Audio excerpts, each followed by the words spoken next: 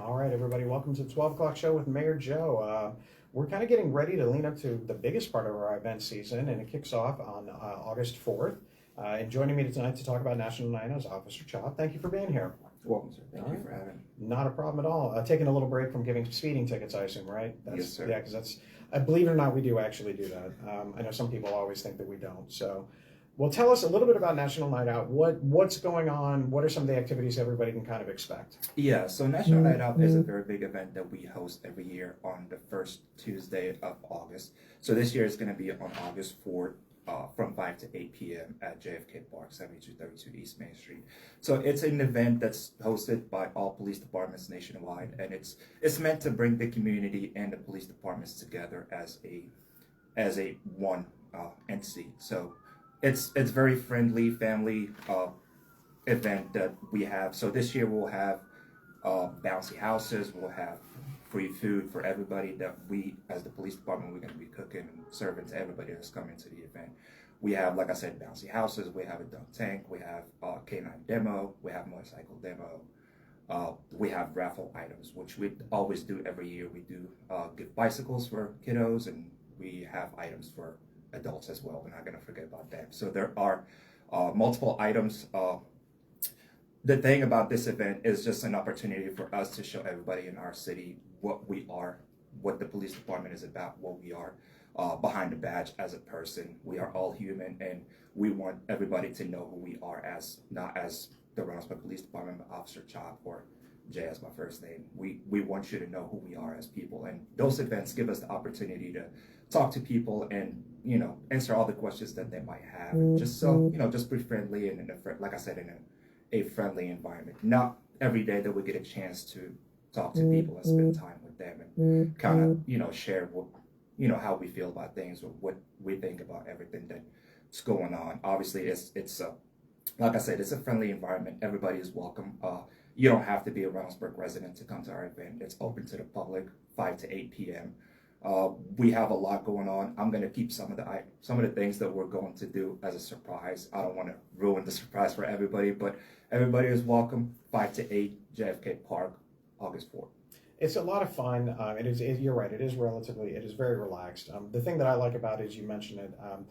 A lot of times when people come into contact with the police department, they're probably not having a good day. Absolutely. This is one of those opportunities where there's not any of that other whatever possibly could be there. It's a chance just to talk to you, to have a conversation. Now, everybody likes to sit on the motorcycles. We know that, so that's always a big thing with the kids. Yeah. Turn the sirens on, those types of things. So that's always a good time. Now, I know National Night Out is one of the big things, but it's not the only thing that you, and I guess if you want to describe your position within RPD and then what other things that you guys do, just so that way people know where they would expect to see you. Yeah, so my position is the community resource officer. So my job pretty much is setting up all the events for the police department, being that contact from between the police department and the public. My job is to go out there and meet people and make connections with everybody in the community, whether it's businesses, individuals, everybody in the community. And that's what I like to do, and that's what I strive every day.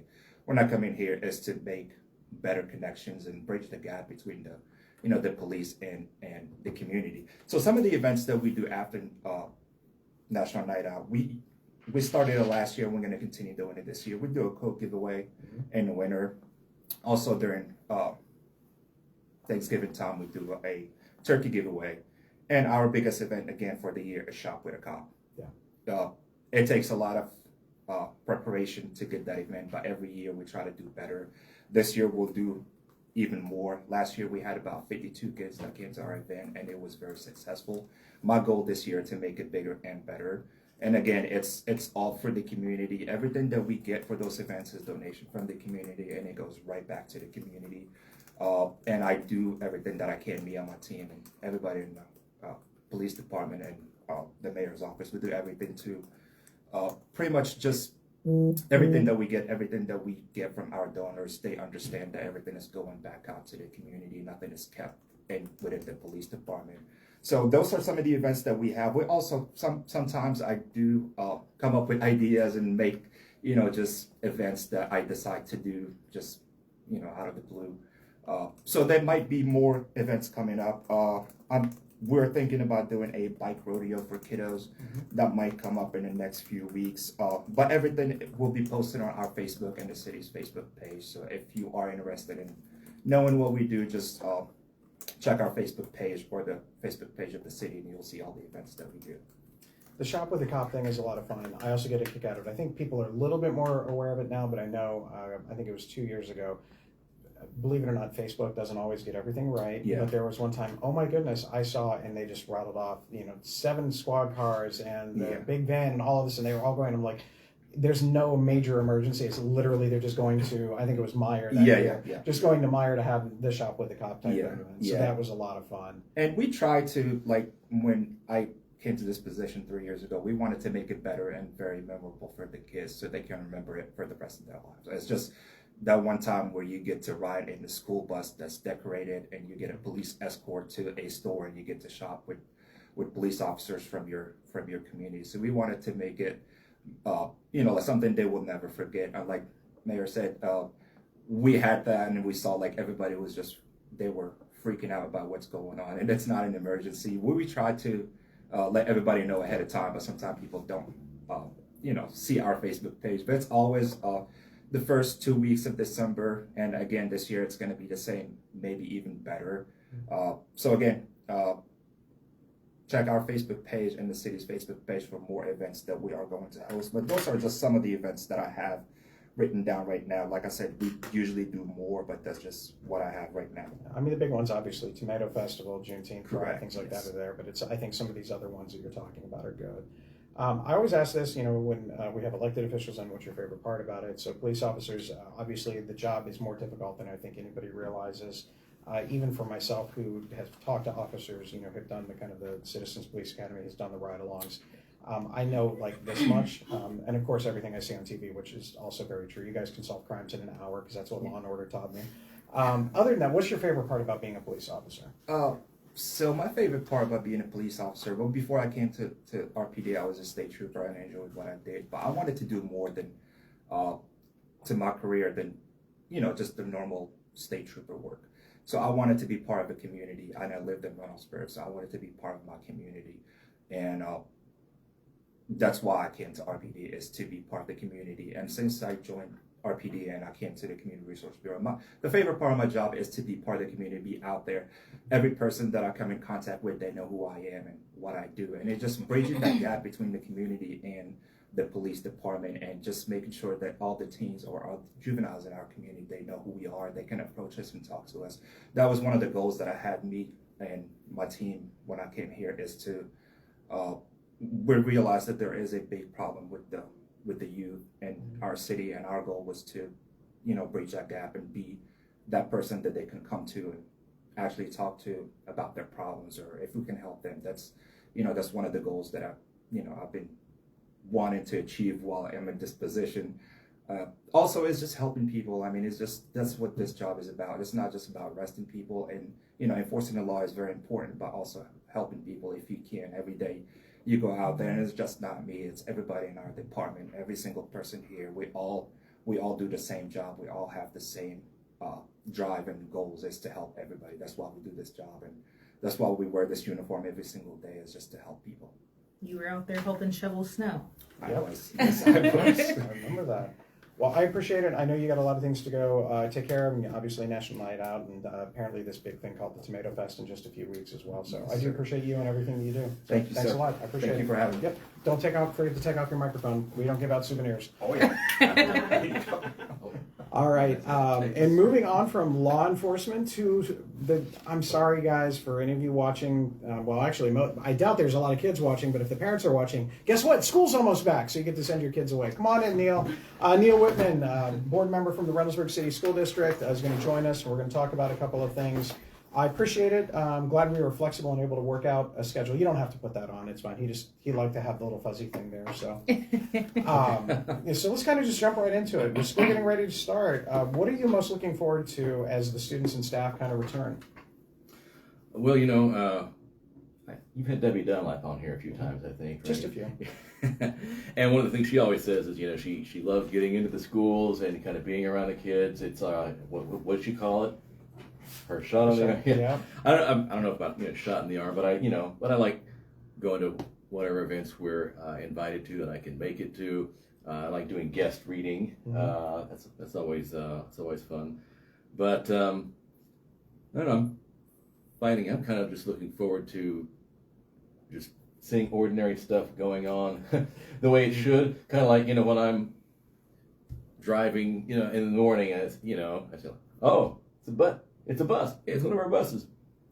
It's not broken down. It's going along doing its thing. Or if I see kids, just kind of walking to school. All right, they're out there walking to school. I was also going to say, wow, I'm looking forward to seeing them, walking on Wagner Road to the elementary school. Whoa, wait, not yet. Not yet. Don't do that yet. Yeah, we'll get there soon enough. But yes. But I have been enjoying, seeing people walking and biking on that.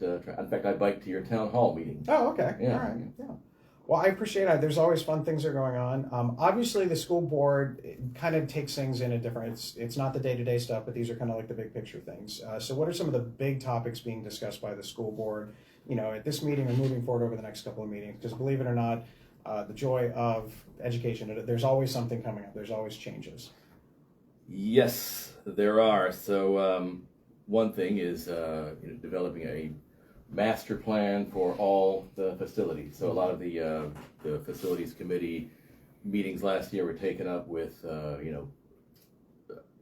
assembling and sort of vetting and then ultimately interviewing some architectural firms to be the architect of record. I didn't know what an architect of record was, but apparently it's good to have one that can kind of look over all your buildings and stuff at once, so that when you build things or repair things, you're not doing it in kind of a piecemeal way. And so many times over the, during my time on the board, when when we were deciding whether to shut down the Hannah Ashton building as a school, and people were saying, well, how did we get here? Didn't you just repair the roof, or didn't you just do that? And I'm looking at board docs and looking at previous minutes and saying, well, I think we did this and did that, but there's these gaps, and it's an architect of, and we didn't have an architect of record, but apparently that's one of the things they can kind of do, just kind of get some stuff in there so we can start to establish or reestablish kind of a history of what's going on,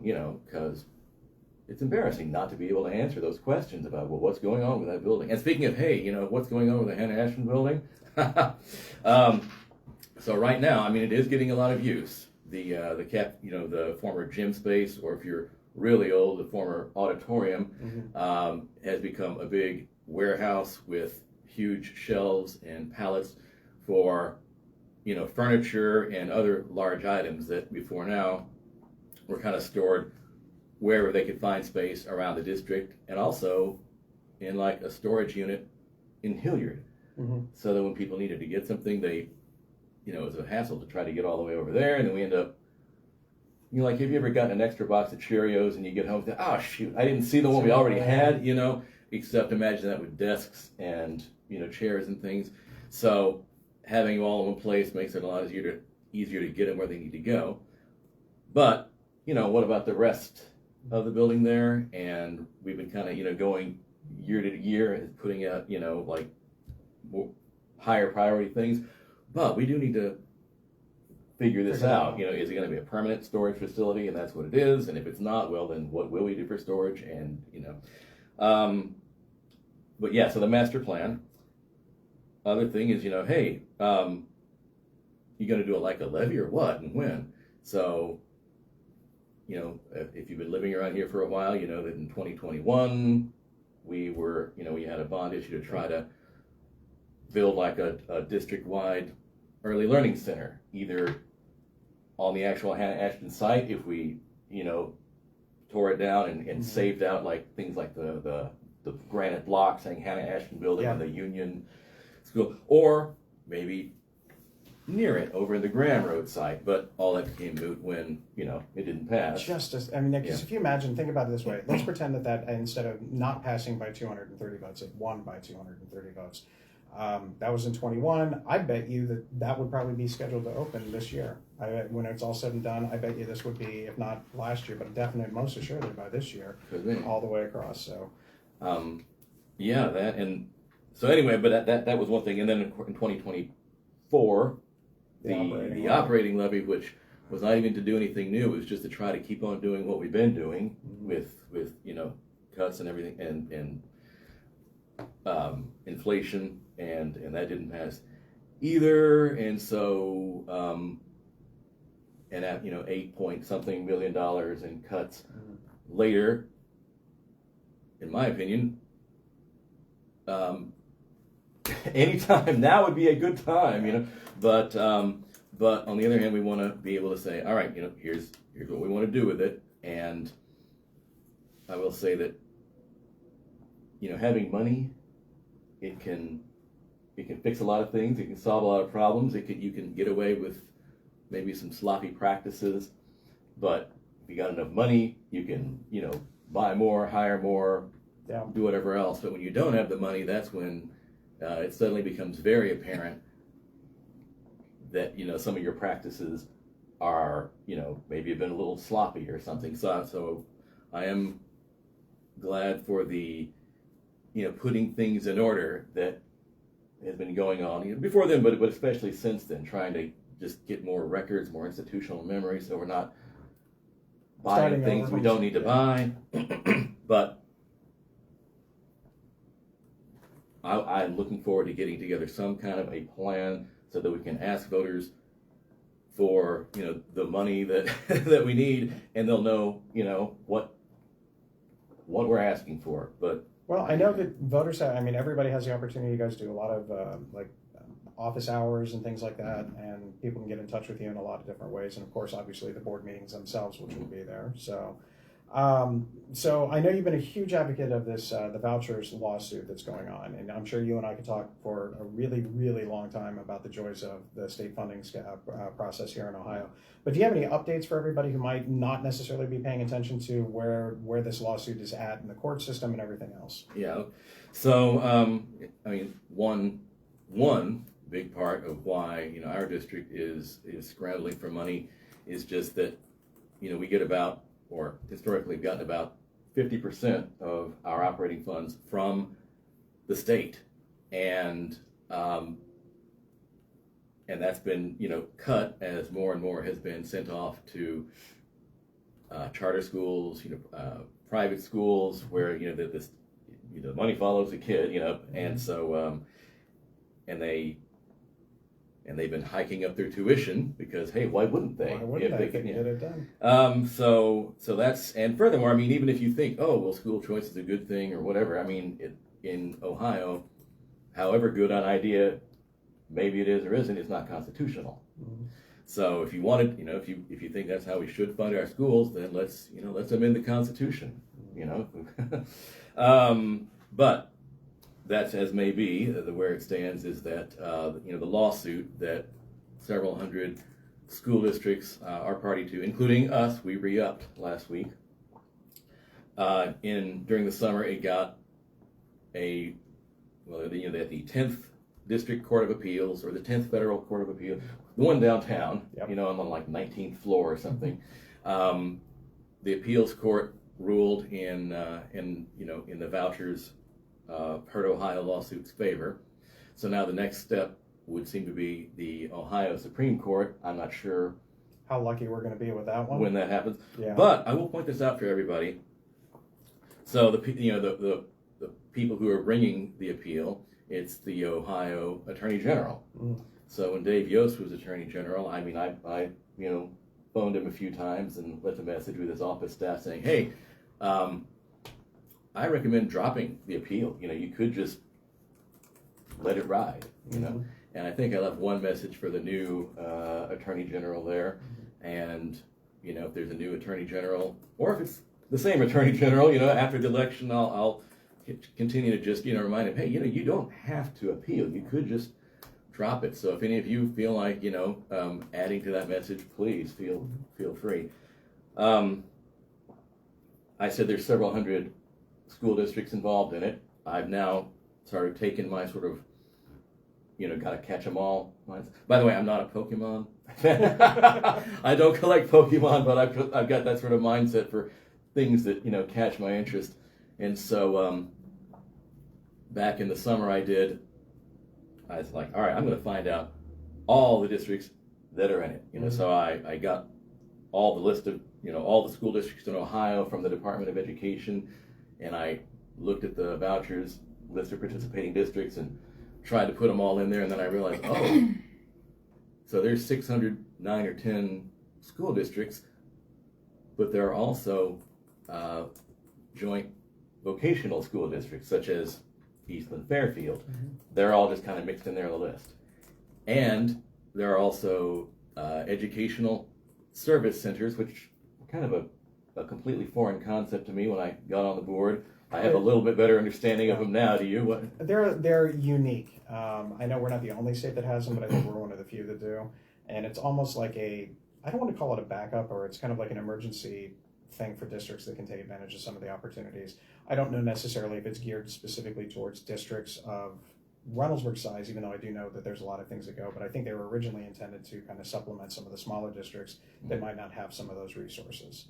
But I think everything's kind of molded and changed over the years. Yeah, I mean, what I read in an Ohio School Boards Association newsletter article was that they developed as originally county school boards, but now it's, if your district doesn't have enough students taking Latin to hire a Latin teacher, or Chinese or something, it's a place where they can hire teachers. I know that some districts get substitutes from them. We sort of toggle between getting it from them, from the ESC for a while, until we say, oh, this is terrible. They're not doing it. They're doing a crummy job. We're going to go with this other agency, and then a couple of years later, like, oh, why are we using these people? Look at their bill rate's terrible. We're going to go back to ESC, and I think right now we're back in the third-party provider phase again. So anyway, there's ESCs all over Ohio. So I had 3 lists of the school districts and the joint vocational and the ESCs, and I put them on a map, and then I updated it just last month. And so a few school districts have dropped, a few more have joined on. So it's about crept up from 51% to about 52% participation. And then I appreciate our former board member, Mandy Young, who's now our person on the Eastland Fairfield board. She's the vice president.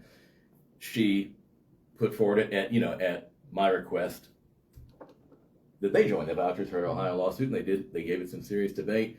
They ultimately decided not to go with it for various reasons, which you can read in her Eastland Fairfield report in the minutes from our last week's meeting. So although I was disappointed in that, I could understand her. It was justifiable in that regard, just because the way that their funding is set up is slightly different and things. So. Yeah. But anyway, that's what I know about that. All right. Well, fingers crossed that one will work out. I know that I was talking yesterday to members of one of the boards or directors that I'm on is the Franklin County Facilities and Convention Center Authority. And long story short, we ended up talking about school funding. I know it's shocking that at some point I talked about school funding in a realm that you wouldn't think it would be there, but we were talking about it and how you said the state used to be around that 50% rate. Now, in most cases, it's down close to the low 30s. And then you're looking at all the money that has been put into the privatized education without near the requirements and reporting requirements. As a matter of fact, I think there was one private school district actually kind of countered that, saying that they have plenty of oversight from the state and they don't think that they need any more and things of that nature. So it'll be interesting to see what goes on. But as far as bringing it back to Reynoldsburg, do you have any specific goals for this school year? I know you kind of mentioned a little bit about kind of some clarity on a couple of issues, but is there anything that you're looking to, hey, this is what I want to take care of and look at? Why, yes. Although, in fact, tomorrow there's a special board meeting tomorrow, and it's a work session. It's like, all day. Most of it is going to be an executive session. There's, a few sort of straggling items that didn't get in the last board meeting, but the idea is that we are going to do in one big meeting the evaluations of the superintendent and the treasurer and ourselves for the past year, and set goals for the coming year, all in one big thing. And we got this idea from a former superintendent named Dr. Charlie Keenan, he did our last work session, and he said, well, why don't, it's tough to stay on top of the evaluations, because, if you do it right, you're supposed to have set the goals, and then do kind of a mid-year formative, evaluation, and then a summative evaluation at the end, and then think about next year's goals. And there's some other stuff in there too. But it's like, we do all of those in executive sessions. That's, 5 for the superintendent and 5 for the treasurer. And that, you're talking about 10 executive sessions. So like one. That's pretty much every Every- out of every 12 month, yeah. regular meetings. Yeah, there and you if go. and if we do it, at the end of the meeting when, people are, it's already been a long long day at meeting. work, Yeah. and maybe even a long meeting, and you're trying to stay awake, it's not the most conducive. And he said, why don't you just do what we do? And he described what you're here, and he said, I could moderate it for you. It's like, you could do that? Mhm. Well, great, okay. And I feel like it'll be good to have, someone who's been a superintendent for a long time. You can kind of give board members a reality check if they're saying, like, yes, that's totally reasonable to ask that of your superintendent, or like, well, no, that's kind of, so in I'm, that other area. yeah. So ask me next month, All right. or ask me if you see me out and about, and I'll tell you what How it all ends up. what we settled on. But one thing that I would like, and I'm almost certain this will be one of our goals, is the communications committee. So one of our goals for this past year was to, look for more and varied opportunities to communicate, with the public. And what I've been saying is that, actually, I'm going to put it in the framework that Dr. Reed found in some guidance from the OSBA called like levels of community engagement. And I think of it as the IC model, because it stands for inform, consult, involve, and collaborate. I see. But inform means, hey, we'll tell you what we're doing. Mhm. And I think just about all of our communication, whether it's, like high frequency, like, there's a school closure or it's a snow day, or weekly, like the Raider Roundup, or monthly, like, the board meetings. It's mostly at the inform level. Mhm. The consult level means you're talking to people, getting their concerns, and then when you make your decision, then you inform, like, here's why we did what we did. People might not like it, but at least they know. All right, here's how we got the input. Here's what we did with it, Mhm. and here is what's coming out. So it's this where we start to get some interactivity level. Consult is when you not only get the input, but you kind of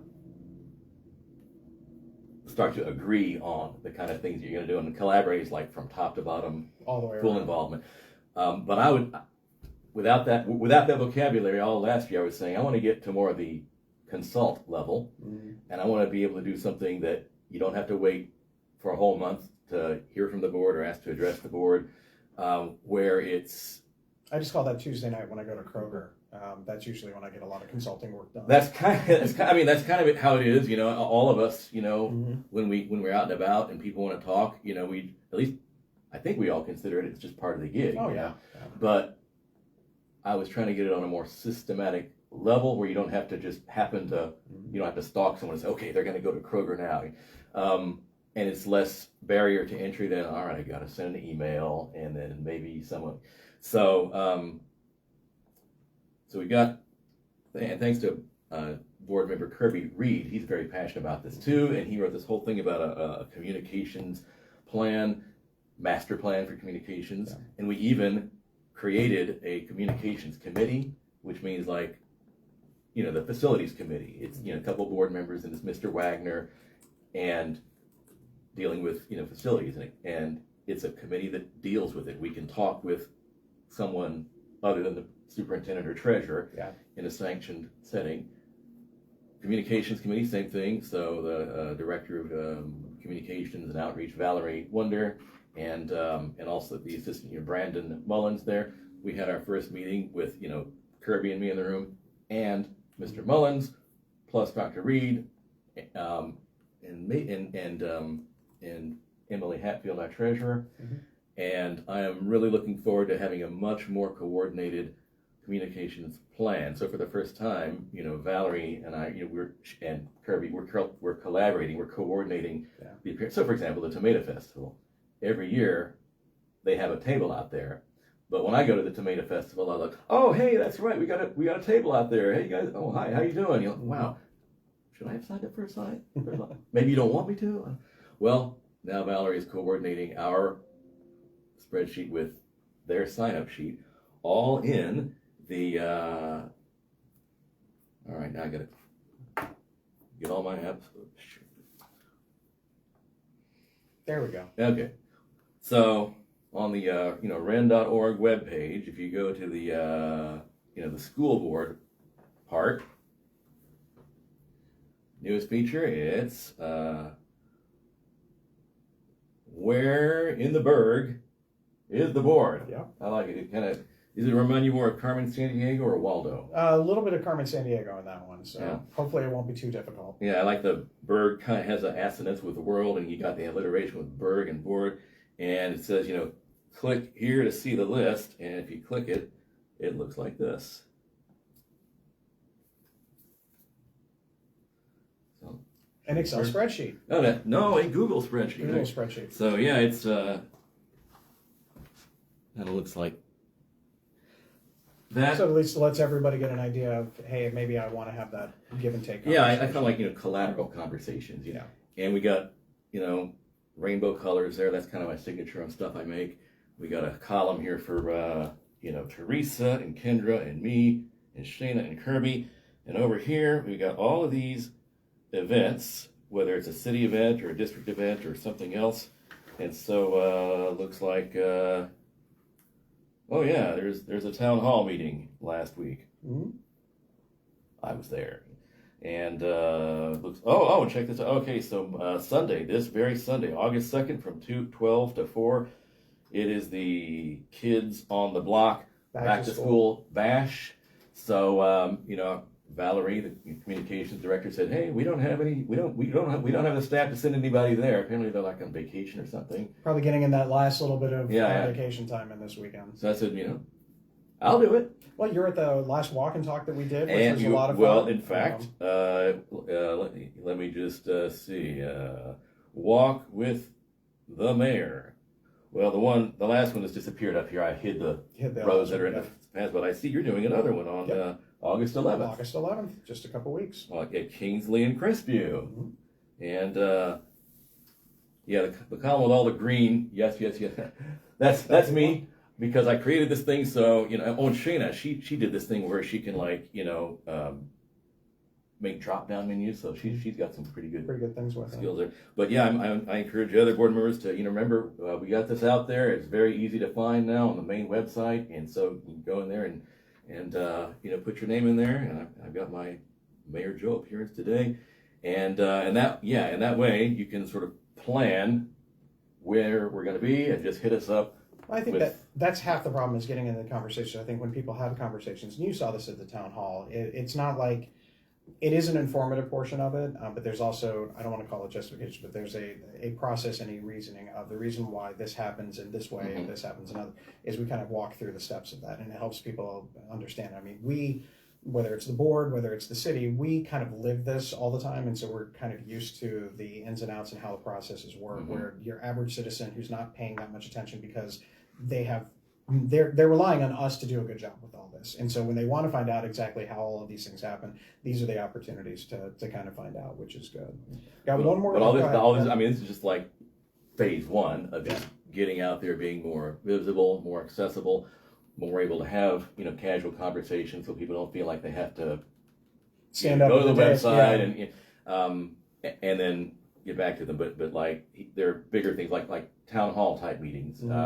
We want to get those in place, but we're starting off by like, hey, we can do this right now. We can piggyback on everybody else's things. And in fact, while I was sitting over there and Officer Chubb was talking, I added a row for August 4th, the National Night Out at JFK Park from 5 to 8, and I marked myself as a yes. There you go. So, well, if you've got, now you know that he'll be there, so if you want questions for it. So last question I have. Well, I said I was going to be at the Bryce Park opening, but I forgot.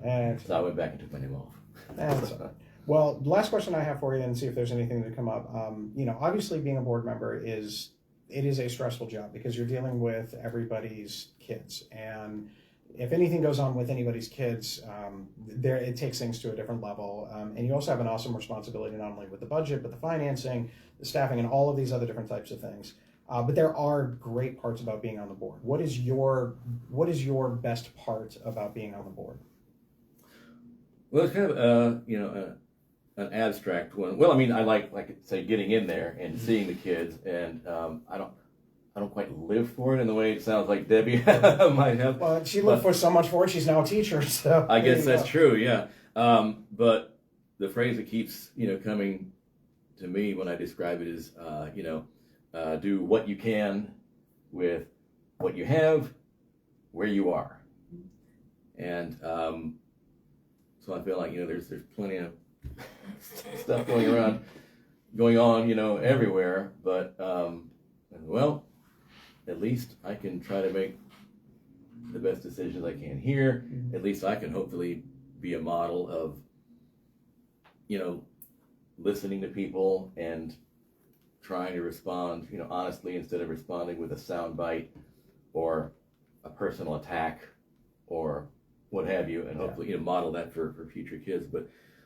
But I think that really the way it's affected my life a lot that I never envisioned was sparking this interest in local history, because I joined the historical society and I've met a lot of interesting and fun people there, like Mary, of course.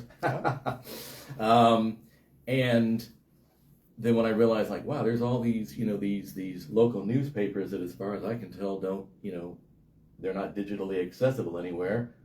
Well, here I am, and here's what I have, and here's what I can do. So I've been digitizing those, and that's gotten me into sort of a bootstrapping into writing the history of all the tax levies and requests for levies since 1948, and the Reynoldsburg, City of Reynoldsburg schools maps, where you can see exactly what zip codes are and are not in Reynoldsburg. There are a few of them. Yeah.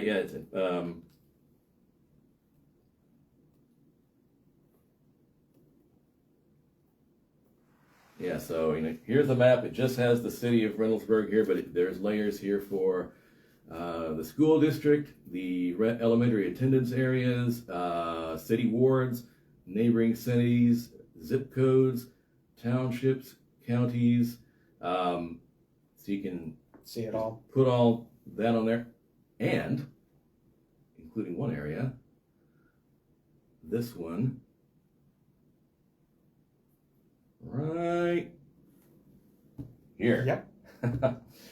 So this area over off of Addison Drive there, I am really looking forward to seeing that come out. So this is the area that is currently behind the bus garage and the city service center building, and to help kind of partner with the school district, we decided that we were going to help them with doing fueling stations, so their buses can kind of get fueled, and they'll be able to go and exit at a road with a stop with a street light, which will be good for safety purposes. But then part of that is also taking some of that other land that the schools had that really not a lot was going to go on with it, but expanding Pine Quarry Park. So now there's some other additional trails that are being installed and kind of moved in, so people can kind of get a little bit more back into the nature from one of our little hidden gems here in Reynoldsburg. Yeah, and I really appreciate Debbie Dunlap, who was on the facilities committee with me at the time, and Mr. Chris Shook. They took up a little bit of back and forth, but basically the proposal was, hey, can you guys sell us this area for $1, and then we can, expand up into here? And we said, well, and the fuel thing, I said, that sounds pretty good, but it looks like you don't have any plans for the, the northern 6 acres. How about if you just extend Pine Quarry Park? And I got to say, that project went a lot quicker. You just, that was cut a few new trails in there, and people have been, my son's been birding on them for a few years now, and I've been walking on them, and so that is one of the few decisions that was both pretty easy to make, and I think now that I think I made the right decision, even now, and it ties in with my local history, because check out this All right, this is from July 1st, 1964. Reynoldsburg Board eyes Wildcat oil deal. Yeah, I've heard about this. So yeah, it says the Reynoldsburg School Board is considering pooling property to Wildcat for oil. It was learned Wednesday. It might be a solution of our financial difficulties, said School Superintendent Robert Heichman, commenting on the possible oil well. The board has been waiting a month and a half for an answer from County Prosecutor Earl W. Allison on whether the move would be legal. The board acted on a proposal by Joseph W. Hemphill, 7800 East Main. Hemphill wants the board to pool at least 7 of the 11 acres it owns next to his 3-acre home. So his 3-acre home is a little area that's like a gardening or landscaping center there now. Yeah. He was a farmer. He sold all but that area to a real estate company that then sold it to the board for $1. We bought that for $1. Then he said, yeah, but after he sold it, he said, oh crap, he wants to be able to meet the state's requirements that wildcatters have at least 10 acres for a new well. And the board would get a share of any oil royalties proportionate to the number of acres it puts into the pool.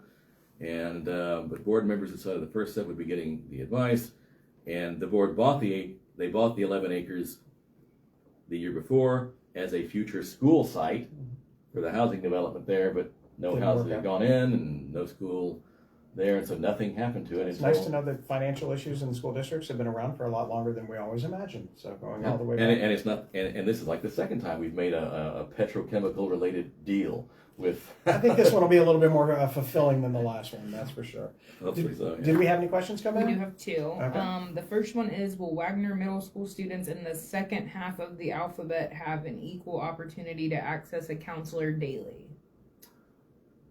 Wow, that is question. That. Yeah, It sounds like there's a lot of backstory to that one that I don't know, so I'm going to make a note of it, and later today I will just kick that question over to Dr. Reed. So let me make sure I got it. And that was on our Facebook feed for this. Yep. All right, so at least that way we know who it is and you can reach out. So Wagner Road Middle School students, M through Z, and equal opportunity for counselors.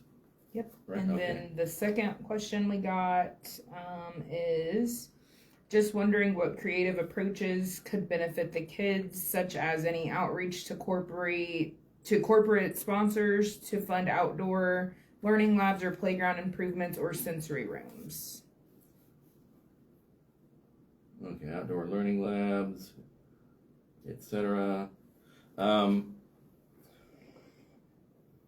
Okay, I am. You got your homework assignment before school starts. So on my end, I will send this to the superintendent because she's the one that reports to us. But if you on your end want to reach out more directly, I would recommend reaching out to Dr. Naeem Sanders. He's our assistant superintendent in charge of the education related stuff as opposed to the facilities stuff. So it's Naeem, Naim .Sanders, SANDERS @REYN.org. So you can, if you want, you can send your question that way. On my end, I will send this up to Dr. Reed. If I see your your contact information in the comments, I'll get back to it there. Or you can send me a little reminder like, hey, I had this question on your show, and you can send it to neal.whitman@ren.org, and I'll have and if I get an answer, I'll also send it back here, and as well as get it out there. And then we have another one that just came in. Okay. Is there anything being done about the yearly pay-to-play fees? Okay, so yeah, there's several $100s now, and with the 8 whatever million we had to cut, the board, which at the time was like picking up half of that cost, now it's not, and so it's quite steep, especially if you have multiple kids participating in things.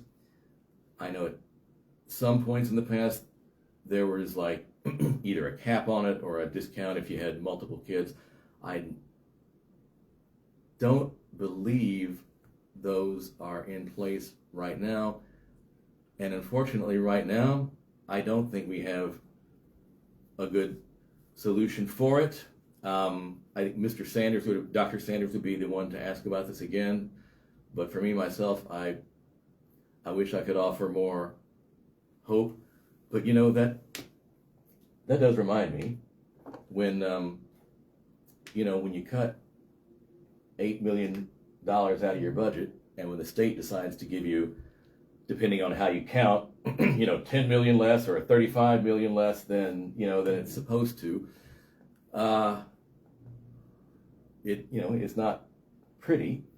And I think, I admire Dr. Reed for she is also trying to get everything on a district-wide, systemic, data-driven basis, so we stop forgetting things and doing things on the fly.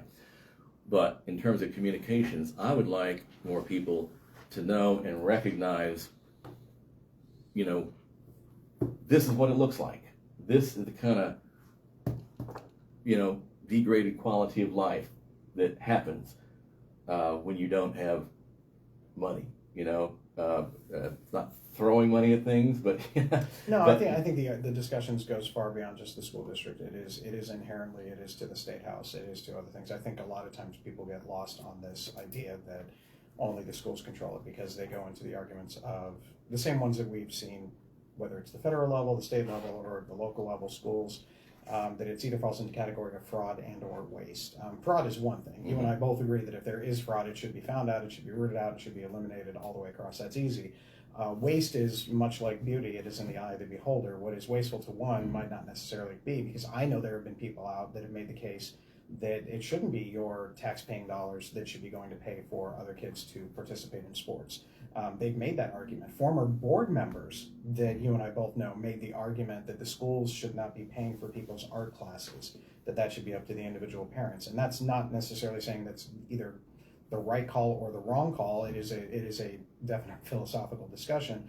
But I think that's one of the things we get lost in this, is what exactly should be going on with the school districts based on that. And a lot of it, unfortunately, is bound by the rules that the state has, which is based on property taxes, which is based on the lack of funding, and so on and so forth. So it's not just you guys you're the ones that have to make the decision. And unlike our state house representatives and state senators, they aren't walking through our Kroger talking to us at Tuesday night on a 6:30 when we're coming across. And if they do, they don't answer those questions.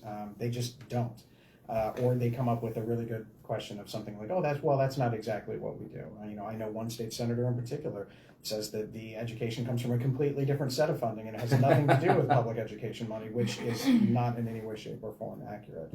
But I do want to be respectful of your time. I do appreciate it. You're more than welcome to stay for the rest of the show as we kind of go through, but if you've got other things to get together today, I completely understand. But again, reach out to Neal Whitman at the board. The website has got your email on it and everything else. Or, you can track him down now, stalker-like, on the board, Where's the Board app all the way. So, all right. Yeah, I'll stick around. All right. I don't have to listen to it on, headphones. On the headphones or anything and then afterwards? pause whenever, someone in the family, talks to me. for it. All right, we'll go through a couple quick things. Council on Monday night, we did submit our first draft of water legislation. This is actually going to be a discounted opportunity for residents that are economically disadvantaged. It would be a 10% economic disadvantage rate based on those people that might already be accepting SNAP or other federal assistance or state assistance. That will go into effect January 1st, assuming council passes it when we get back in September. This is in addition to the senior discount? This is in addition to the senior discounts as well. And so it's just for the water, sewer, it's not for trash and some of the other things. So we'll continue to monitor on that one. Reynoldsburg City Schools does have the 7th annual Mulligan Golf Tournament for Hart and Reynoldsburg Education Foundation, and that's Saturday, August 15th. It's on our spreadsheet. That's at the Westchester Golf Course, so if you still got an opportunity for time, you can go ahead and get them in there. Now, I do have one thing that I'm going to ask Jasmine to kind of put up. She has the weatherization information. So for those residents that are in Reynoldsburg, you can reach out to Morpsey through the information there. Call 614-621-1171, and you can actually see if you're eligible for free home weatherization services, which includes anything from a furnace tune-up or replacement to a hot water tank repair or replacement. There's different qualifications that are listed there, but go ahead and check that out. This is one of those great services that Morpsey does provide to all of our residents, so please take it up. I know it's hard to sit there and think about what weather is going to be like when really, it's beautiful out right now in late July, early August, but it's something to keep an eye on. Do have some good news about Wagner Road. Again, Labor Day start date for that work. You may see Columbia Gas as we get a little bit into August. We did meet with them today, so we have a better understanding about what their needs are. They have to do some replacement of the gas line. So that's how it all works out. If utility work or any road work is going to be done and they have the chance to upgrade the resources, this is what they do. So once our teams are on the site, it'll be about 550 days, which puts us late 27, early 28, depending on weather. And that's for the entirety of the project. So that means, like right now in Wagner Phase 1, there are certain areas that need trees.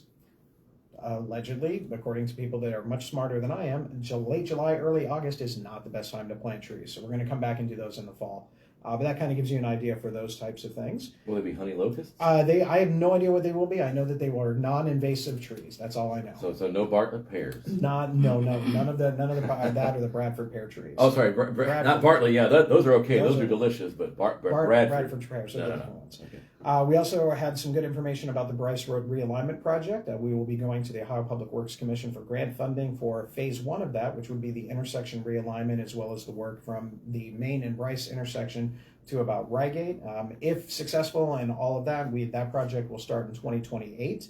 And then in 2029, it will be from basically the Rygate area all the way to Livingston. But you will have some public meetings on that in the not too distant future. It really doesn't look too different than some of the other programs that we've had. It's just we have found that federal level funding for this particular project is not very popular with the current administration. So we're going to kind of keep and stick to the local areas. Summit Road, on the other hand, is going to begin in just a couple of weeks. They're going to start with some water line work that we are 99.99999% will get done before school starts because it's just a real quick crossing. So we'll get that done. And then our actual street plan, a very large number of roads are going to be worked on, will actually start in mid-August around the Tomato Festival. So for those of you that live on those roads, you're going to see some work in there in the not too distant future. Some cool programs. August 7th at Huber Park is the first Friday Food, Flicks, and Fun, starring the great show, the movie National Treasure, one of my favorites, and musical guest Mike Poyer will be there. We also have Adult Prom on Saturday, September 19th at Eastside Brewery. Yes, it's prom in the fall. Get over it. We're all figuring it out. But one thing I want to remind people is, did you know that this actually is something that we use to help support and sponsor our economically disadvantaged residents so they have discounts for Parks and Rec services? I did not. Just for that thing, or just for just for the adult prom. So those are the things that are in there. So it helps kind of establish those scholarship programs for some of our neediest families. So not only can you go and get all dressed up and maybe even potentially be prom king or queen, you can actually go there and provide some funding to a good cause. So maybe we'll see there this time. We also have Intro to Archery. That's going to be this Saturday and Sunday at the where are we at? I think that's at the is that the Livingston House? Livingston House. And that's this weekend, or Spangler Field from 3 to 5 p.m. And then I did get a couple of questions on Civic Park, and I know you and I have talked about this, Civic Park, and hey, what's going on with Civic Park? So the big thing with Civic Park is, as with all things, everything costs money. So we had to find and identify a couple of pathways for finances. So one of the things we're looking at is the property tax value that the city gets, which is significantly less than what the schools get. But it is for the Rose Hill townhomes and the Wagner Road townhomes, as well as all the funding from the recreational marijuana facility, which should open up sometime in the next week to 10 days. So that money is going to be pulled together in there. We're hoping to at least get the engineering started for the most expensive and important piece of that project done first, and that is the bridge. There will never be a day that the bridge is less expensive than it is today, and so that's the first thing that we're going to be working on. And that bridge will be only a crossover. It will not go, you will not be able to drive from Rose Hill to Lancaster. You will have to only be able to get into the park, and then that will be it. But that is the biggest piece. One, we would like to move the Tomato Festival back there. We would like to do a lot of other things, but that is the most expensive thing. So if we can get this done as quickly as possible, that is the goal. Engineering, hopefully this year, and maybe we start working on the bridge potentially in 2028 after we accumulate funds. Because our goal is to not have to ask taxpayers for money. Where would that bridge be? So that's where the engineers are going to come up. So there's two different pathways that will be off road. So basically there's one where it's the shortest distance between the bridge, so it'll be the shortest bridge, but it's the hardest part to stabilize, or it'll be a larger bridge, but the stabilization is better. So we're going to let engineers figure out what is the best option for that one. But there would most likely be cross access to the neighborhoods across the street with traffic light and things of that nature, which would also help slow some of the traffic there. Would it be like one of the streets there would continue onward, continue but not on. not like you got to do a turn or off of Rose Hill. Yeah, to you'd go have to the make bridge. you'd have to make a turn off of Rose Hill. Well, I mean, if you're on Rose Hill, yeah, but, if you're on just in one of the neighborhoods, you can just drive straight across. Okay. So that is the goal. All the other fun things that are going to be there are, as we talked about, dog park, disc golf, other amenities, pickleball, splash pads, things like that, expanded walking trails. All of those things are in there, and we can do some of those. But again, the most expensive piece is going to be that bridge, and that's one of those things we want to talk about. So Director Donna Bauman and I, that is kind of our line in the sand on this one. We're going to try and get that one done. So. Other good news, we are going to be getting an award as the city of Reynoldsburg. We aren't sure exactly yet. We'll tell you as soon as we know, but it's actually through MORPC, the Mid-Ohio Regional Planning Commission has identified Reynoldsburg as achieving a certain status in terms of activities related to sustainability. So that will be on September 10th, and we'll have a big kind of thing about that. But everybody in the city, whether it's from the street department to our maintenance staff to Parks and Rec, service development, all the way across, we've all found ways to contribute to make our city a more sustainable environment. And so MORPC is looking at that, and we have definitely qualified for some recognition. So we're looking forward to hearing how that comes about in September. I do have some good news about the Trivium site, the former Happy Dragon. The entire second floor is now completely leased up.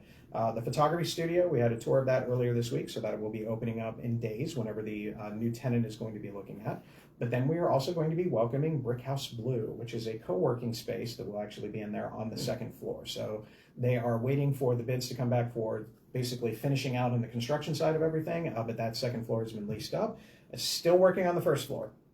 We'll get there as soon as we can. So that's some information for that. Mentioned earlier, the walk and talk, it's August 11th at Kingsley and Crestview, and we'll put the big message board out there for everybody to meet at. It was very successful. I think that has definitely helped attendance to get people to say, hey, this is where we meet. So we're dealing with that. We also have the Franklin County Auditor will host a property tax review in Reynoldsburg on Saturday, August 22nd at the Senior Center from 9 to 5. And then here we go, and this is just a very light overview of all the Tomato Festival activities. So the first thing we have that we need to make sure everybody's aware of, one, wristbands are still going to be part of the process, so everybody's going to get their wristbands. If you're 18 and up, you can still come in. You just can't bring anyone younger than that. If you're 21 and up, you can bring in your two minors would probably be the best way to kind of judge it. It is open to the entire public. It's not for residents only, so that'll be something there. Really isn't that much of a difference from years past, so just make sure that you understand that you will be getting some of the wristbands when you get there.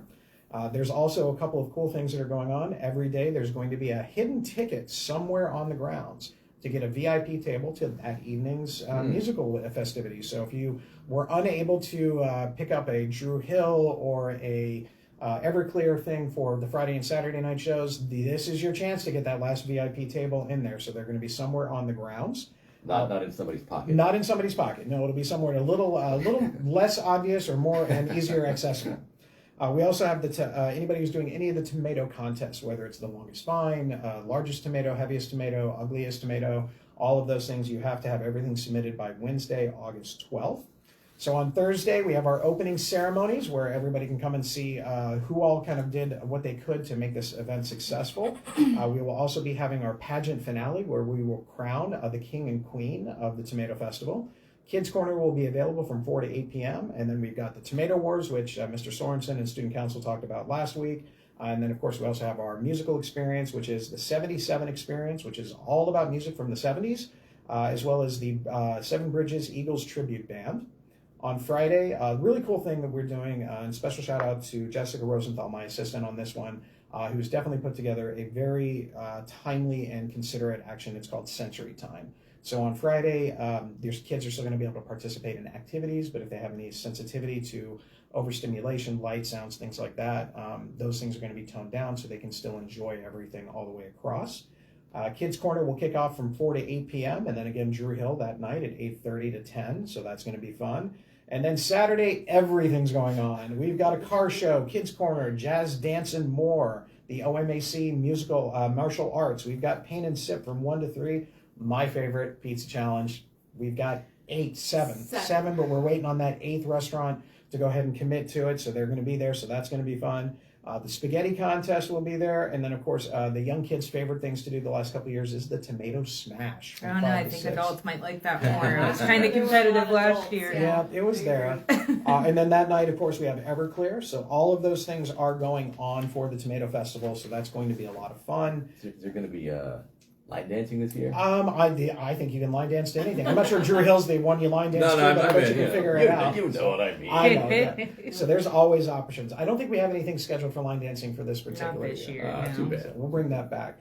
One great way, and just so you're aware, we want to make sure everybody knows that there are plenty of things that Reynoldsburg's kind of had a tradition for cash drops. And some of the things that have been going on with cash drops have started off with, the cheerleading team is going to be there at a cash drop location on August 1st, August 8th, the Lady Raider volleyball team, August 15th, boys soccer, August 22nd, girls soccer, and then August 29th, the Reynoldsburg Junior Raiders will be there. And we also have one other one that they're going to be doing a car wash. The car wash is going to be this Saturday, and it's for the tennis team. And they're going to be located, I believe, at the Sunoco on the corner of Main and Ada. So you'll have that opportunity to go there and get your car washed this Saturday. Let us hope that the weather is very cooperative for them this Saturday, because right now it's not looking great. But hopefully we'll be there. And if not, I'm sure they'll still be there and accept donations. But this is an opportunity for each of those sports to find ways to reduce the overall pay-to-play fees for their athletes all the way throughout. So again, that's this weekend cheer, and August 8th, Lady Raider volleyball team, August 15th, boys soccer, August 22nd, girls soccer, and August 29th, the Reynoldsburg Junior Raiders. There's no show next week. My wife is kidnapping me as I am celebrating my birthday on Monday next week, and so I will be back the following week on the 12th with a on-site, in the middle of it all, Tomato Festival setup event. So that's going to be a lot of fun. Any questions, comments, anything come in for me? We do have two. Okay. Someone is asking about an update for the new program for water bill assistance. Yes, that's one I did mention that earlier. That is going to go into effect January 1st, assuming that council passes it. It is for economically disadvantaged individuals. So if you are receiving SNAP funding or Medicare or something along those lines, those are going to be the idea. We are copying the policy that Columbus has, as that seems to be the most streamlined way, but it's only had one reading council. So council does have to pass it, but we feel pretty confident that they'll take a good look at this one, and it will be a 10% discount. So if you're a senior citizen and you qualify, then that would be an additional discount on top of your senior citizen discount. And then the last one is, did the art studio ever open in the vacant building at Lancaster and Maine? So yeah, it's going to be a photography studio, and they're waiting. So apparently I found out the owner of the property, or the owner of this photography studio, recently had a child. And so that's what's really actually delayed things more than anything else, because apparently that's hard. I get it. So she took a little bit of time before she wanted to go ahead and move this, but that is supposed to be opening up within the next week to 10 days. So she's all set for that one. That's it. All right. Any other development news we'll try and bring out as soon as we can, but we'll be back in a couple weeks. Neal, looks like you got one last comment. All of those fundraisers for all the various athletics reminded me of a conversation that board member McKay and I have had, and it's also been sort of a recurring conversation. You read these old newspapers from the 1960s, you read about the athletic boosters. Mm-hmm. That is it. Well, that and music boosters, but wow, there was a time when it was one booster organization for the whole thing. They would do what basically is like Band-Aid Day, except their version was the membership drive. Membership basically means donating when they knock on your door and you get a calendar. This splintering into all these groups that then have to coordinate, okay, we're doing a cash drop this weekend, so you guys can do it next weekend. Mm-hmm. And some have more committed, parents and kids, and some have less. I mean, that strikes us as an inefficient and not, really fair way of doing it. Kind of, there's been no committee meetings, no proposals or anything about this, but sort of wouldn't it be nice if we could just have, one booster organization that works, for everybody, So if you got ideas about that, I know when Kendra and I have talked about that before, that's one of the things that she's trying to go. I know that there's a lot of pros to it. It's just trying to figure out logistically how it all works out. So, but that's what you guys get to do. So, any last second questions? Nope. All right. Well, again, thank you, Board Member Whitman, for coming in and your service for the Board of Education, which is not always the easiest thing in the world, but I do appreciate it. Keep up the good fight and fighting for everything. For everybody else, I hope to see you at National Night Out. And otherwise, enjoy your weekend, and we'll see you in a couple weeks. Thanks, everybody. Stay safe, stay respectful, and as always, please put your shopping carts away.